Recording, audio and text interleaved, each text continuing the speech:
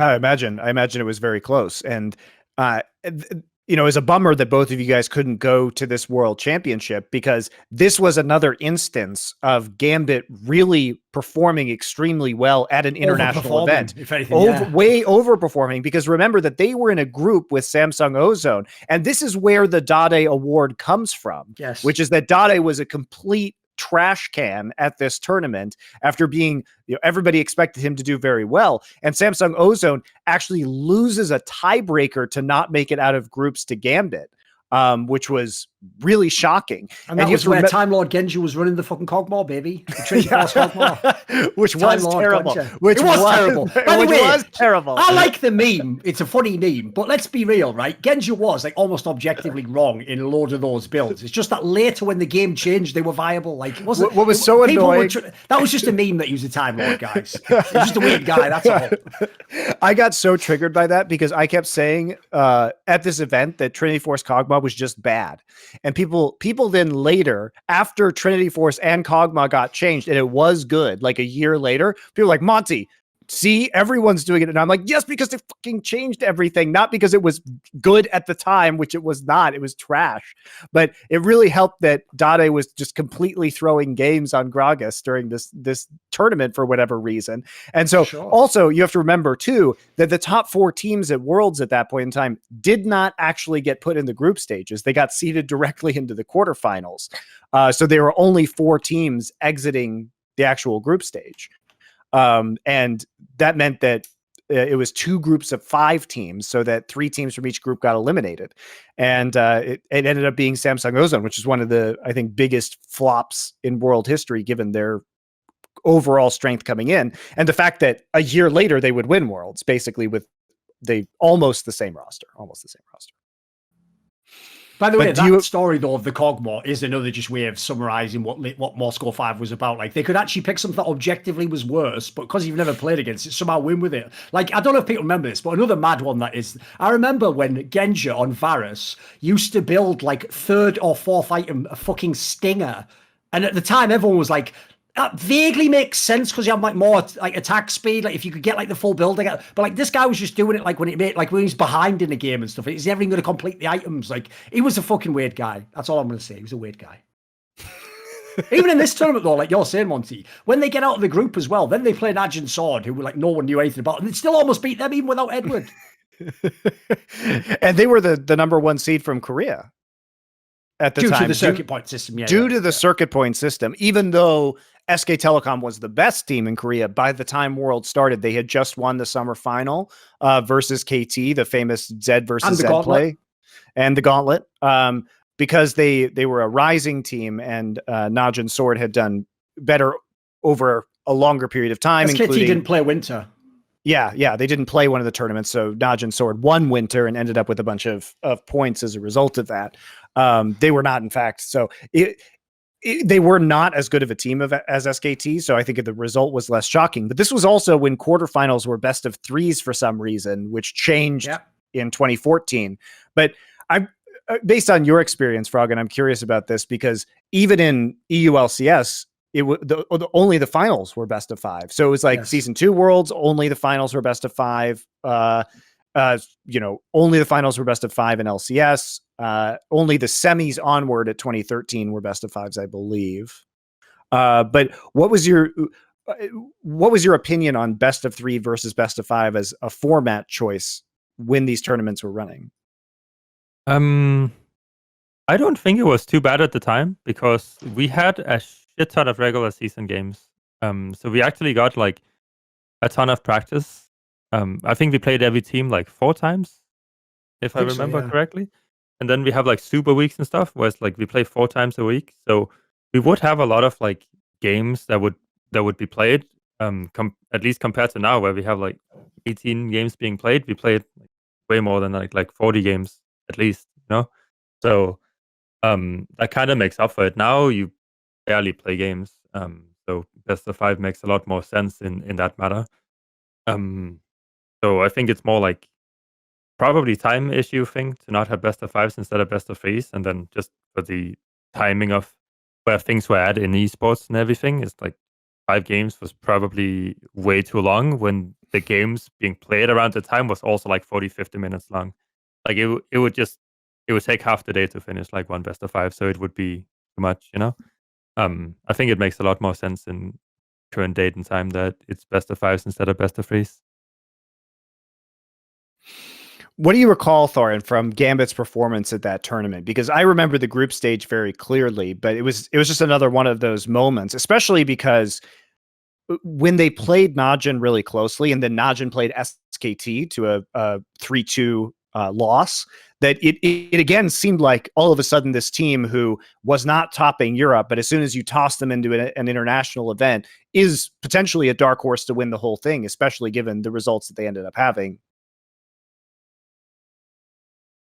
The key thing is, like, again, I'll reference back to the fact that this was when they didn't have Edward. So they had, in theory, like a slightly weaker version of their roster. So as you say, when you look at the group they were in, right, the champions of Europe were Fnatic, and they actually did amazingly in this group. And then the other team on paper, it should have been the Samsung Ozone team. So on paper, they had no business even getting out of the groups. Then, when they're in the quarterfinals, one of the whole reasons why a lot of people think SK Telecom, who seemed unbeatable at the time, had that insane 5-game series against Najin Sword, is because Najin Sword, because they literally got to just go straight to the tournament without having to play the gauntlet and without being a relevant team in Korea at the time, and even had like Nagni as like a mid lane sub or whatever who was being played. They would literally a complete black box, and they brought the sister team Shield to the event, and they only practiced each other, and nobody else got to. It was old school Korean style where the sister teams like protect one of the teams basically. And so as a result, even SKT probably didn't know how this team was going to play until this series. And I remember in this series, there's another example of like the idea Gambit even wins a game on paper should never happen. Like the team make the playoffs is pretty good there. So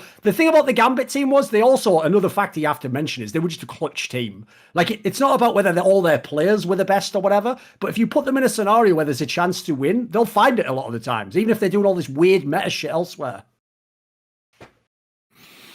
So they end up doing very well, and this is kind of the end of the classic Gambit success story, right? The rivalry died at the end of 2013 because several of your teammates like Crepo and Yellow Pete and Stupe ended up going to EG in North America. You ended up going with Wicked to Alliance and staying in Europe. So you continue to play against Gambit, and even though Edward came back to the roster, I believe, at the start of 2014. Yes. No, they came back after Worlds. Actually, they played like IEM Cologne and they smashed the tournament. Like, yeah, he was back after that.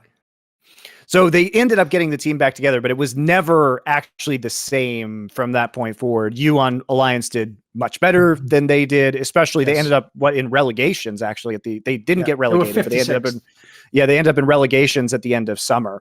So over the course of 2014 and after their really big Worlds peak, what do you think changed, or why do you think Gambit started to decline, Froggen? I think at some point, everything just kind of catches up to you when you think about they have this crazy schedule of, well, every single week they're traveling like many, many hours even to just get to Europe. They can't practice properly. They play less solo queue than everybody else. They just overall get less practice, and they already don't like each other. So once you start losing, it happens fast. Like it's gonna keep snowballing. If you don't like each other and you start losing, you're never gonna get back up. You know, like it's gonna be like, well, we lose because of you or because of you, and then they start hating each other, and it just like disassembles itself, kind of situation. So it's just doomed once it starts happening. Yeah, if you're going to break the team up potentially when you win it, fucking hell, what are you going to do when you lose? Like, it makes sense, doesn't it? Yeah, exactly.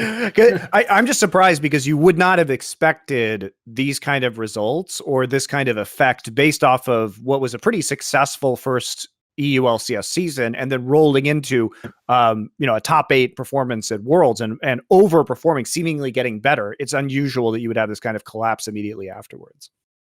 Yeah, but I mean, a similar thing happened in EG, at least, where it's like we're changing out Snoopy for the other guy, where it's like, well, we're doing all right. It's not like the world is falling apart. We're still up there, but if you want to like be the best and you can clearly see something is not working, or like it's not working from scrims and you're just gradually getting worse and worse and worse, it's like maybe from an outside point where you don't experience all these things, it does not make sense to just break everything up. But it's like if you're living in that stuff, it makes complete sense to do it. I think also, I actually think Alex Itch told me this one time that at the time as well, another reason why the team had a lot of internal issues is some of them just didn't play solo queue, basically. So I think it was like Darien almost never played, and I think Genja only played and did like the weird shit. Like I think just like he was later, I think Genja was like a diamond player who just played like the same champion every game or something. So like if you're Alexich and you're like, we got to practice to get back to the top, it's going to piss you off if like two of your teammates basically don't practice like pros, because again, this is part of the issue. You're coming from the open circuit, which is old school esports, where you're just a guy who lives at home and goes to some tournaments, to now you're supposed to live in an area and be a total pro and everything's about the game. So some people just aren't cut out for that life. Like, some people want it to be fun, not work. Yeah, but that's also, I think personally that's probably the biggest difference between like a winning team and just like an okay team or a losing team. Is like, well, if you want to win, all 5 players have to like constantly grind for it, and like everyone that's around your team has to constantly grind for it, and eventually like you become good through that grind, but you have to like really do it. It's not just going to be, okay, I did like my normal work and now that's it, hopefully my teammates did that too and then we're better tomorrow kind of thing. It's kind of like, well, your life is literally this one thing and this one thing only, and if that's what you're doing, you might like, maybe it doesn't work, but there's a chance it might. Like that's when you get your chance. So if you don't actually put in all that effort, it's never going to work out.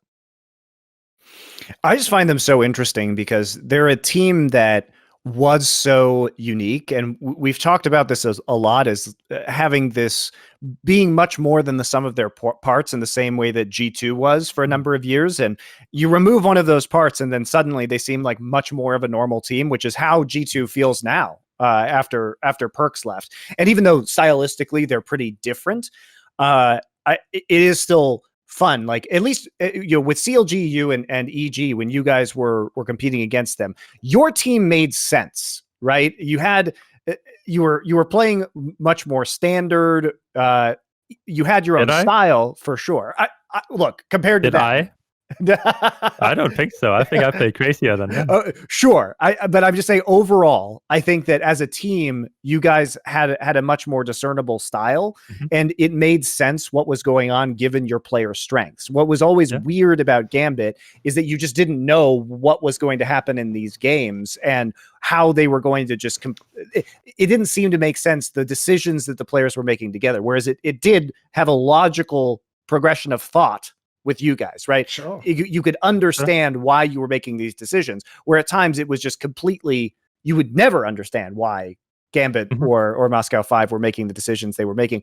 And then on top of that, why they were winning games by making these decisions was fun to watch, but also very confusing. And I wonder if it really seems like that was only possible when the scene wasn't as integrated, when it was like a disparate tournament circuit where there wasn't as much kind of day in, day out play or refining a meta. It was kind of the Wild West, and they were a huge beneficiary of that as a team that just couldn't keep up as the game knowledge advanced across the board. I'll even give you an analogy, Monty. It's basically what happened in StarCraft Brood War. So there's a very famous piece of trivia that the only time, until actually like 2 years ago, a foreign StarCraft player came to Korea and won the biggest tournament, was at the very beginning of StarCraft Brood War, the first OGN, the first official one. And basically it's because at the time, I believe they didn't even have replays back then. At the time, if you were some guy, so this Canadian guy was like a sort of savant in his own way, if you just had innovation, if that was just your main strength, it was the most OP shit, because the other guy doesn't know what strategy you're going to pull. He's never seen it before, and there's no replay to study and see you build and stuff. So he basically has to play you until he figures out how to beat you in the games he's playing you. So similarly, for me, I agree. Like Moscow 5 had to exist in this period where it's like an open circuit, like everyone doesn't practice and scrim every single week. Like you mainly play. There's no infrastructure. Matches. Yeah. Koreans aren't just studying everything you're doing 24/7. Like it makes sense that they were like, that was the period they were around,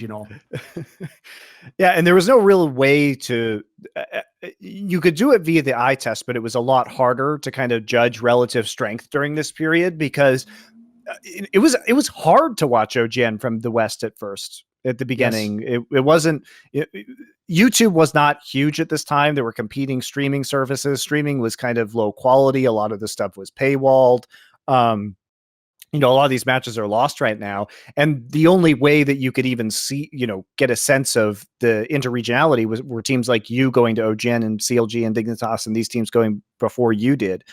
And then the occasional Korean team showing up in the West. But it was the same thing with Moscow 5, where they just kind of came out of nowhere as Team Empire and then ended up qualifying for major tournaments and then winning them immediately. So it was really shocking that they could just sneak up. I mean, they were no-namers, and then all of a sudden they were winning IEM Kiev, right? Out of an open qualifier, basically. It's one of the coolest, I think, stories in League of Legends esports history.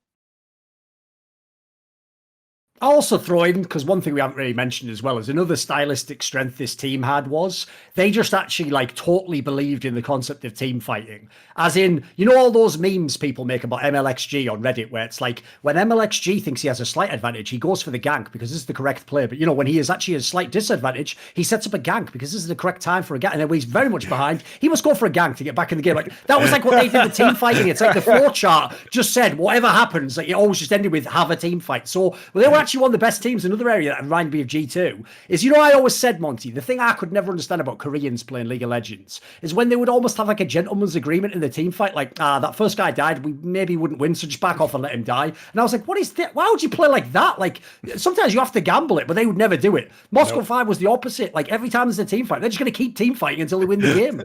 And they all lose the game, obviously. One of the two. Do you think you had a special advantage against them, Froggen, because of your history? Like, it just seems that the more you're exposed to their play style, the less effective it becomes over time, which made them much more dangerous at these international events, even pretty late into their run, as opposed to, because you guys typically had their number way better than most other teams. I think we were just really good at team fighting as well, and we tried to pick champions that like make sense for each other, and we know like how to play it out. So we just play a lot of the same stuff all the time, which actually works incredibly well against them. And then the whole notion where, well, we stall for late game and then we can always come back and win. I think we won a lot of games that we should have lost because people are like, oh no, we're going to lose against these guys. They are like known for this. We can't do this. We can't do that because of this. So we probably won a lot of games just because people are scared that we might do something where it's like we're just completely fucked, but we might do something. Kind of like the same thing with Moscow 5 with, oh no, they're gonna do something. They always do something weird. Like teams are like extra cautious instead of just taking it as like, okay, they're just playing the game just like we are. Just relax and let's have some fun. But yeah, we always ended up team fighting a lot against them. And split pushing was the thing at the time. Yes, of course. That was like season 3, mainly. I've got a quick question for you, because I'm sure you told this story actually a long time ago on some Insight episode, but very few people are going to go back and watch. Like, when you say that you were also really good at team fighting, this was actually also the weird era, right? Where that wasn't actually the main strength of Koreans, mainly. Actually, there wasn't that many Korean teams that were that good. It was mainly just the Azubu teams were like the very good team fighting teams. Because I remember you told some mad story on Summoning Insight. Like, to you, it seemed like they didn't know how to play the game, because it was like, well, we just wait until their ults are down and then we team fight them. And then they're just like, you know, like agreeing to the team fight with no ults or whatever. Wasn't it something ridiculous like that? Yeah, I mean, it's kind of like, it will definitely like just not really prepare team fights well, in the sense where it's like you can like bait them into doing something pretty easily. Like, obviously the good Korean teams are kind of like, they would team fight back, and same thing with W, they would team fight back. But like the bad or mediocre Korean teams, they would kind of just play solo queue, and if they see a guy, they will like start fighting them no matter what. And it's, a lot of the time they just end up having one guy die, and then we team fight, or they will like use literally every single ultimate just to kill one dude, and then we team fight anyway because they used everything. So I think they just weren't that like, they weren't that experienced with team game in League of Legends yet at the time we played the Korean teams. But like, I mean, the change to that is that Super Frost is kind of team fighting team, so they were showing everybody how to team fight. Yeah, I think stylistically they were the most focused team on. If you compare the other names, the big names at the time, which were Najin Sword and Blaze, they were much more team fight focused than the other major powerful Korean rosters in that era, for sure. And then eventually that ended up becoming more of the dominant Korean style overall.